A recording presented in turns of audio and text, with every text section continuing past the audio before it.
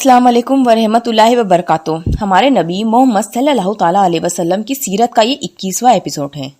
خاندان نبوت کے بعد میں ہمارے نبی کا خانوادہ اپنے پردادا ہاشم کی نسبت سے خانوادہ ہاشمی کے نام سے مشہور ہے۔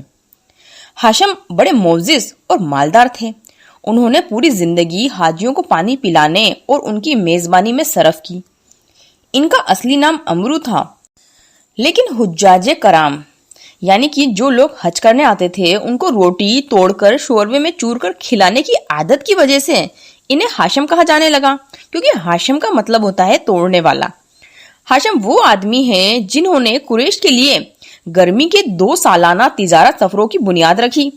2 بار کا سفر اس طرح سے تھا کہ سردی کے موسم میں مکہ سے مدینہ ہوتے ہوئے ملک شام جایا کرتے تھے، یعنی وہ فلسطین کے بیچ کا سفر تھا، اور گرمی کے موسم میں تجارت کا سفر عراق کی طرف ہوا کرتا تھا۔ حاجیوں کو پانی پلانے کو سکایا کہا جاتا تھا اور میزبانی کرنے کو رفادہ کہتے تھے۔ تو یہ دونوں ہی کام ہمارے نبی کے پردادا ہاشم کو ملے تھے۔ ہاشم کو اپنے والد عبد مناف سے یہ کام ملے تھے۔ عبد مناف کو یہ کام اپنے والد قصہ سے ملے تھے، کیونکہ جو قصہ ہے وہ پارلیمنٹ دارالندوہ کے سدسیہ تھے۔ تو اس طرح ہاشم کو انتظام کی اجازت ملی تھی، اس لیے یہ سکایا اور رفادہ کا انتظام ہاشم کیا کرتے تھے۔ ہمارے نبی کے پردادا ہاشم کی زندگی کا ایک اہم واقعہ یہ ہے کہ وہ مکہ میں رہتے تھے اور شادی شدہ تھے۔ ان کے 3 بیٹے اور 5 بیٹیاں تھیں۔ ان کے نام اس طرح سے ہے کہ بیٹوں کے نام تو ہے اسد، ابو سیفی اور نزلہ، اور بیٹیوں کے نام ہے شفا، خالدہ، ضعیفہ، رقیہ اور جنت۔ ایک مرتبہ وہ اپنے شہر مکہ سے تجارت کرنے کے لیے ملک شام جا رہے تھے، جو آج کا فلسطین ہے۔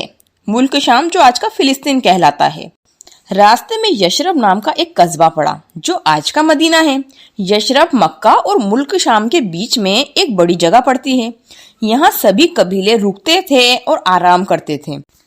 ہاشم بھی یشرب میں رکے اور کچھ آرام کرنے کے بعد آگے کے سفر کے لیے سوچنے لگے۔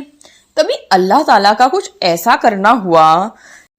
بنو نجار ایک قبیلہ ہے اور اس قبیلے کی خاتون کا نام ہے سلمہ اور ان کے والد کا نام ہے امرو۔